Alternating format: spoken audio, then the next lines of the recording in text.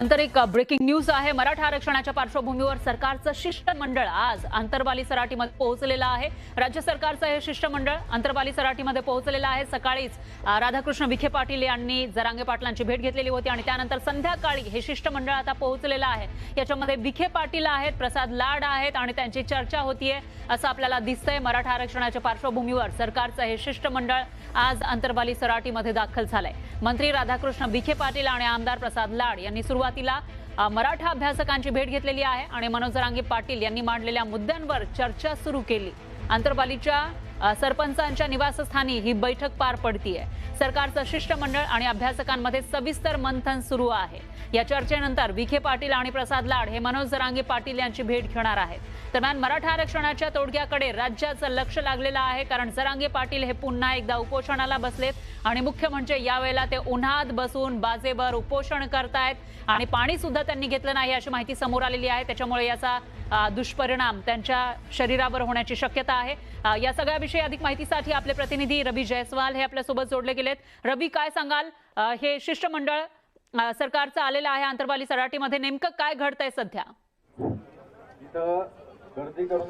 आपण जर बघितलं तर राज्य सरकारचं शिष्टमंडळ जे आहे ते अंतरवाली सराटीमध्ये दाखल झालेलं आहे। आता सध्या जे जरांगे पाटलांचे अभ्यासक आहेत आणि शिष्टमंडळ यांच्यामध्ये चर्चा सुरू आहे।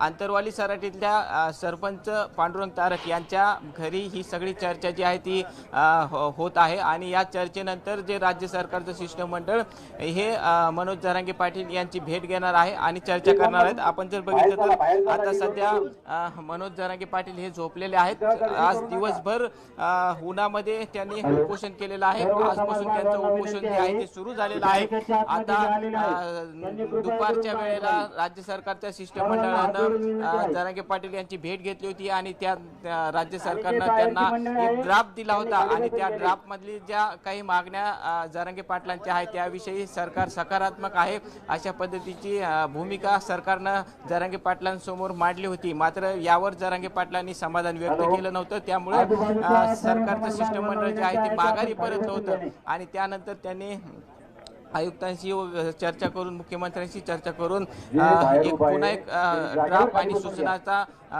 सूचनांचं पत्र तयार केल्याची माहिती जी आहे ती या ठिकाणी मिळते। आता सध्या जरांगे पाटलांचे अभ्यासक आणि सरकारचं शिष्टमंडळ यांच्या दोघांमध्ये चर्चा सुरू आहे। ती चर्चा संपल्यानंतर सरकारचं शिष्टमंडळ जे आहे ते अंतरवाली सराटीतल्या उपोषणस्थळी येणार आहे आणि जरांगे पाटील यांची भेट घेऊन चर्चा करणार आहे। त्यामुळं या भेटीमध्ये तरी तोडगा निघतो का याकडे सगळ्या महाराष्ट्र